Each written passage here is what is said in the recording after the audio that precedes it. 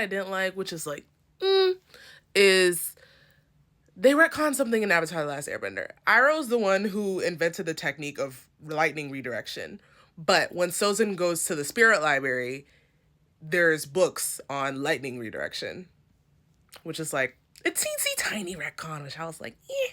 Something that is really interesting is that you never really know if the history of the Lambat clan is honest because Ulo is an unreliable storyteller. Malaya says in her chapters that there's inconsistencies in his story. Roku finds out that Yunggib, not even one spirit, it's two. And the biggest thing that stood out to me was that in the history of the island, it said that the 4 nations attacked them.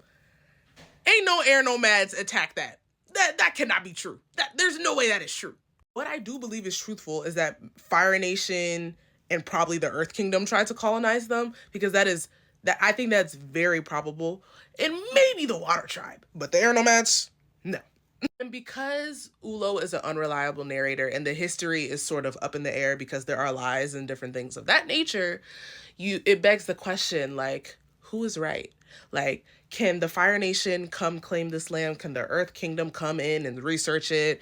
Does Ulo have the right to defend the nation by sending out people and killing anybody who comes on the land? And though that is an interesting question to pose, I don't think that's what the story is about. The story is about protecting the peace and the independence of the island, or at least that's what Roku comes to learn. But he doesn't try to preserve the peace of that island at the cost of the Fire Nation, because what's the Avatar being about? Balance! I think Randy's writing I think it leaves something to be desired. I don't think he's as strong as a writer as FCE.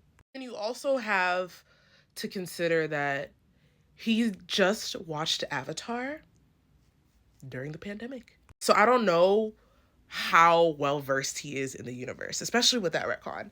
It says it in the author's note at the end of the book. I read it. I think FCE's writing was just so compelling, especially during the Kyoshi novels. Like his prose and like the way he tells the story. I think Yi's writing it's just more compelling in that aspect. Randy is still compelling, but I think that like the beginning of the book, a little bit of a snooze fest, but he does get more engaging as the book goes on, which normal for books. The next book is gonna come out in July.